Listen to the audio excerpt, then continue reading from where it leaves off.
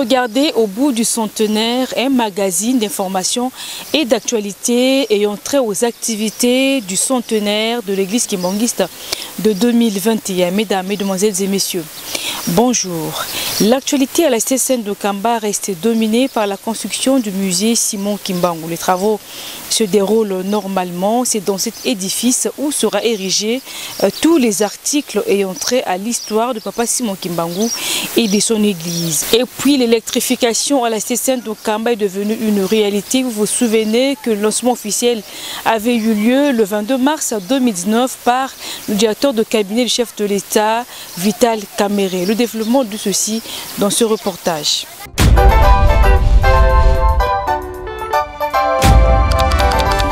C'est depuis 2014, à l'occasion du centenaire de la naissance de sa grandeur Daniel Charles Kisolo Kele, que la première pierre pour la construction du musée Simon Kimbangu avait été posée. Les travaux évoluent à pas des géants.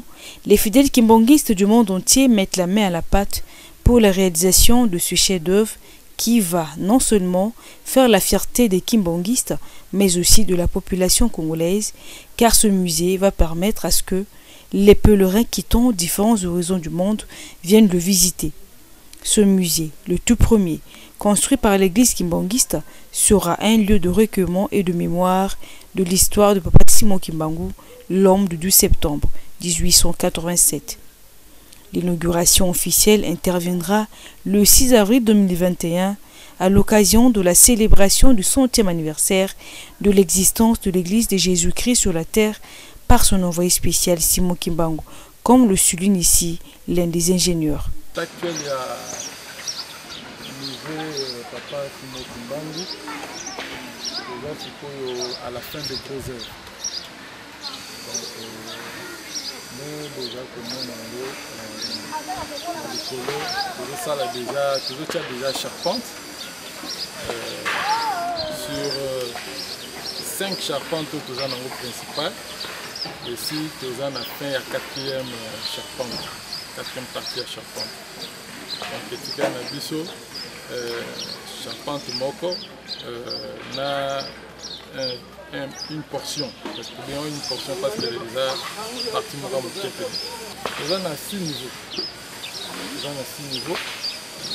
Tout ça a sous-sol moko. Et puis tout ça a 2 caves. Rez-de-chaussée, on a 2 étages, ce qui fait 6 niveaux. Sili, tikali biloko mukete, mais tikali phase ya finition. La phase ya finition est dans le salon mukete, parce que c'est une finicité. Et ça m'a malade. Donc, il y a même ça que tikali n'a même. La première étape, c'est ceci. Cela ne dépend que des moyens. Si les moyens sont fournis à temps,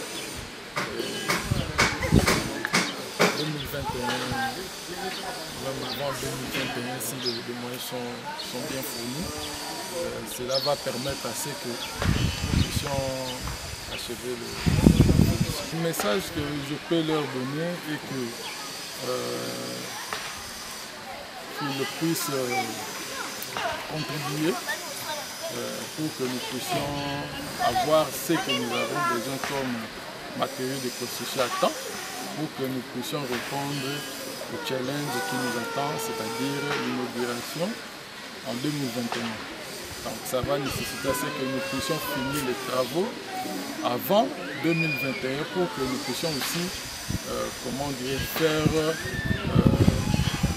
un suivi minutieux. C'est ça. Merci. La population de la cité sainte de Kamba vit dans les conditions les plus normales. Lancé en effet depuis le 22 mars 2019, Nkamba est électrifié tous les jours sans arrêt. 80 maisons sur 100 sont éclairées 24 heures sur 24. La population de ce coin du pays est satisfaite de ce geste combien louable et remercie le chef spirituel de l'église kimbanguiste, sa divinité Simon Kimbangu, pour l'exécution de ce grand projet. Vraiment, tous les gens sont casse. Parce que le courant, tous les gens sont repassés dans le courant. Tongo tcheka mama ina ya moto. Sokoli, tala na ilanga onenge ye osokoli ka mwa mai na yo ya moto olambi pe ka mwa ntina yo tongo meli bacongélateur ekomi kotravaille jour et nuit maya malili ezosanga lisusu te vraiment trois toza na esengo makasi banda kuna ekotaki omoni ndenge esali mabanga vraiment tokumisi papa Simon Kimbangu Kiangani na makambo oyo asaleli biso vraiment nzambe akumisama esengo mingi mpona biso bana na ye kambe ezalaki boye te okotuta fufu okouta zamba okoya okotuta pondu mais sikoyo totikali so nde wana te mai ya pompe osokobima okozwa mai na pompe osokoli olambi vraiment en tout cas makambo nyonso ekomi kitoko tokumisi papa Simon Kimbangu Kiangani. Les travaux sur l'éclairage public, l'une des préoccupations majeures de Madame Likaji, présidente de la société Global Trade and Finance, ont bel et bien débuté le dimanche 9 juin 2019 en Kamba. Le partenariat signé entre l'église kimbanguiste et cette société figure dans plusieurs domaines, parmi lesquels l'éclairage public à la cité sainte de Nkamba. Plusieurs lampadaires seront installés sur les grandes artères de Nkamba. Question pour elle de contribuer au développement de la cité sainte de Nkamba. Autres travaux à signaler. Les flûtistes kimbanguistes du monde entier ont le devoir de moderniser le bénite de Nkamba, appelé couramment Maesima. Ces travaux évoluent normalement. De ce fait, une délégation des flûtistes de l'inspectorat B ont été reçus par sa divinité Simon Kimbangu Kiangani. Une façon de mettre au tapis l'évolution des travaux de l'eau bénite. Pendant ce temps, le conseiller direct du chef spirituel, Papa André Meza Kiangani, procède à l'inspection de ses travaux tous les matins peu avant de se rendre dans son bureau de travail.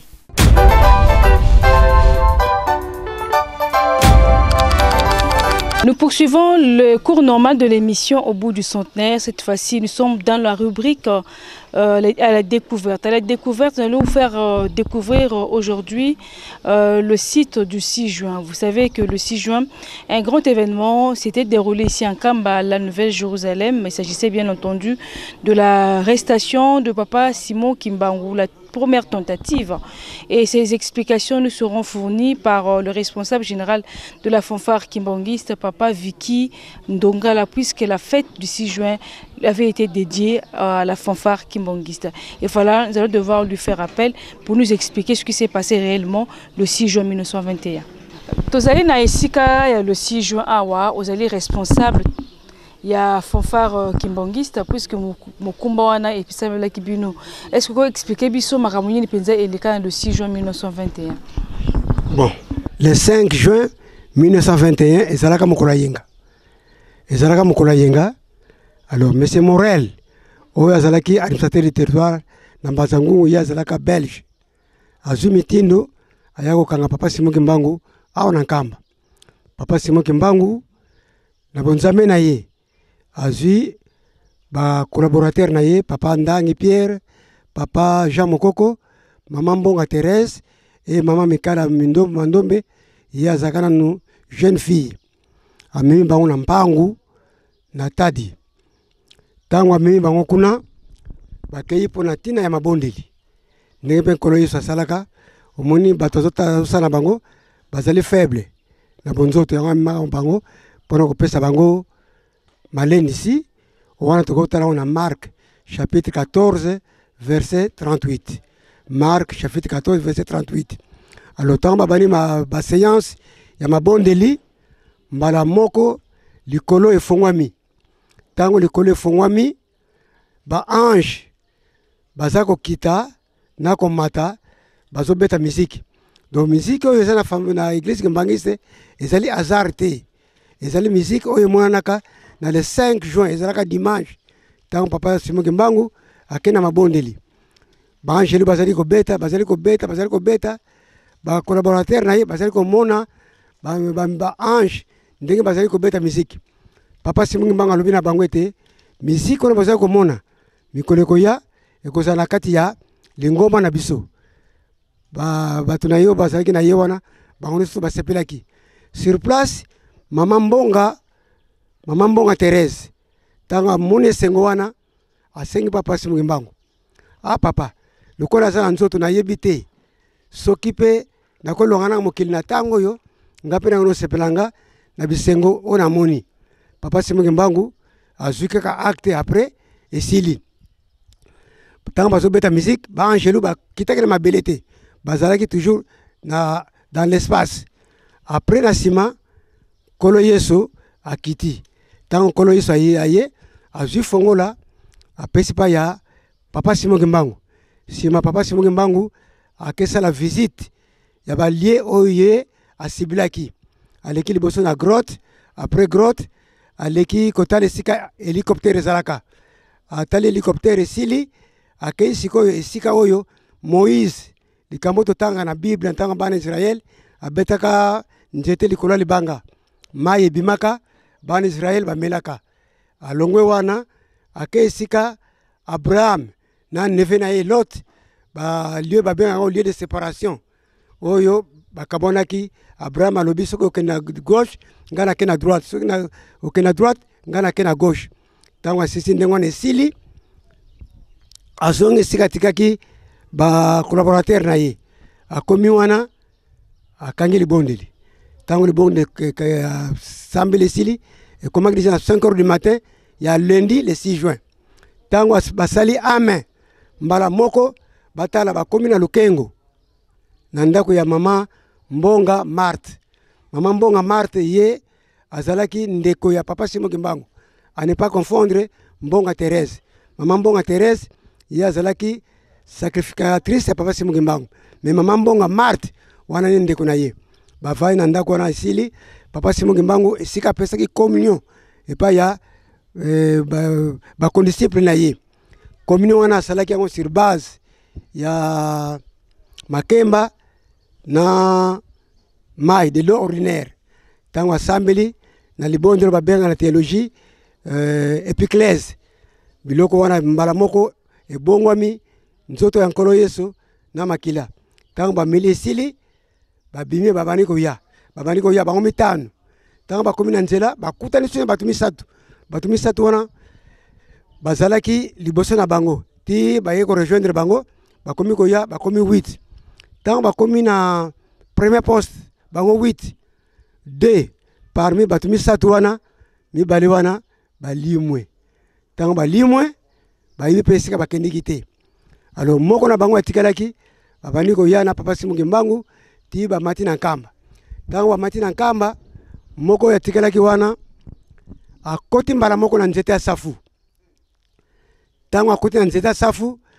mbala moko pe abungi sima nango papa Simoki Mbangu bakei kosala libondeli bakoti kirti matinal tango esili papa Simoki Mbangu sikoyo alobi na ba pèlerin o bazaki na nkamba à l'époque là alobi na bango ndenge tozali awa mundele azali koya na basoda bazali bien armé na minduki wana ezoya na bango po ete baya kokanga biso basala biso pe mabe nalobi boye tango bato na bakoya nyonso bakosala biso mutu azongisa kutu ata moke te kasi oyo amoni ke akoko supporte makambo tokomona awa te lere yango oyo azwa nzela akende ngai nalingi makambo ya badésordre awa te oyo bamoni ke bakoka te kosupporte makambo tokomona awa bazwa nzela bakende sur le champ bato mingi pe bamoni ke mwa tozela ezali te bazwi nzela bakendeki na bango na baoyo batikalaki moke na après-midi monsieur Morel na basoda na ye bazalaki 24 bien armé na interprète na ye Lundoloka tango bakomi na nkamba tango bakomi awa babandi sikoyo menace wana tango ebandi babandi ko menace baza kobeta sikoyo minduki alors plan ezalaki na bango minduki tango eza kobeta baboma bato nyonso oyo bazalaki sur place na nguya ya Nzambe lokola Nzambe alingaki te likambo esala mabongo minduki basoda baza kobeta eza kobima masasi eza kobima te na place ya masasi eloko ebanda kobima mai yango moto ekamisaki bato nyonso na bango basoda baza kobeta minduki bandimaki te ke likambo boye euti wapi masasi bima mainde ezali ko bima après babani ko beta ka batu nyonso tundinga bazalaki wana nzete na ba fuwe bazalaki nango baza ko beta même nduki eza ko sa sur réaction mon côté na sima banjelu nine yeko leka tata moko azalaki wana tata wana tanga moni menace leki mingi baza ko menace pe na papa Simongi Mbangu tata wana esali pasi akamati un morceau à brique abambi soda wana soda komona ye mampunga soda wana azokaki na mutu makila makasi na vertige wana munduki ekwei tant munduki ekwei na se mbala moko tata moko ya Congo Brazzaville komone Masamba mboka na ye na Kingoma tata wana azui munduki wana po akima nango mais après ezalaki susu récupérer ezongi na maboka soda. Alors na likamona basalaki bazokisi soda lokola batosaki te papa Simongi Mbangu asepelaki te alobi na bango likambo bino bosali nkolo Yesu asepeli te mbala moko basoda babeti munduki tango babeti munduki lisasi ya ebimi ebomi mwana ya moke azalaki na mokongo ya mama Nyongwa Thérèse mama Nyongwa wana mboka ne na Kilwa mwana wana akufi mwana mobali tango akufi donc seule victime oyo akufaki na événement wana ezali kaka mwana wana puisque ezalaki envahissement ya cité sainte ya Nkamba baza komesa masoda ange abimi na nzata safu bo akei ko libérer papa Simongi Mbangu esika azalaki donc nzete oyo azalaki awa ekatamaka na 1976 tango timoni fondation ya temple na biso puisque temple fondation elekeli justement esika nzete ezalaki. Alors papa na boyoka na bango misato bamonaki no malamu temple ezala nzete katama bayokani nzete nde sika ekatamaki. Alors nzete oti lelo eza okauka eza na kati ya résidence ya papa donc ezalaka awa papa Simongi Mbangu azalaki ange abimi ange Gabriel akende kobimisa papa Simongi Mbangu esika wana.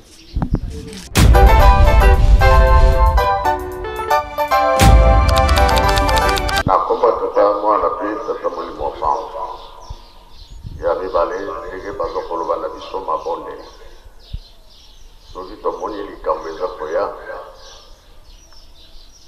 biso makasi na mabonde yebike mokili eza koninga baplan ya ndenge na ndenge bazali kosala po paseyela biso kasi biso makasi na mabonde mokili oyo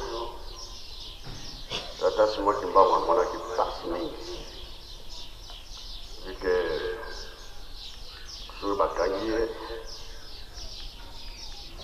filme oyo azwaki na mokolo 120 kolo nyonso tongo nyonso bazwa filme 120 yango toprepaka biso soki bazopesa bato mbote sous forme ya film oyo bapesaka tata Simongi Mbangu biso tozali kozongisela yango Satana oyoki film wana ezalaki boye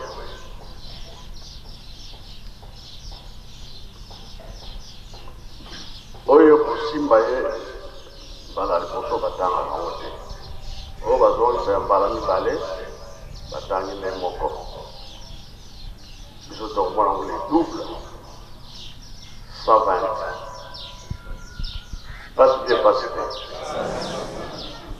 pasi 30 ans ya koloko limbo ebele na mokolo yango toprepaka loswa mpona kozongisa Satana limbo wana kosepelisa Nzambe na biso po alongaki oyo tokangelaka na mbote nzembo wana bayemba bendele etelemi na nkombo ya Kristo yango tokutaka loswa kokumisa Nzambe donc dine ezali kosala makasi na mabondeli pasi oyo tata simoti mbango monaki biso tolonga tosilisi na kombo tata mwana mpe tata moni mofanga. Amen. Voilà, mesdames, mesdemoiselles et messieurs, c'est la fin de ce premier numéro du magazine Au bout du centenaire. Merci de nous avoir suivis. Au revoir et au prochain numéro.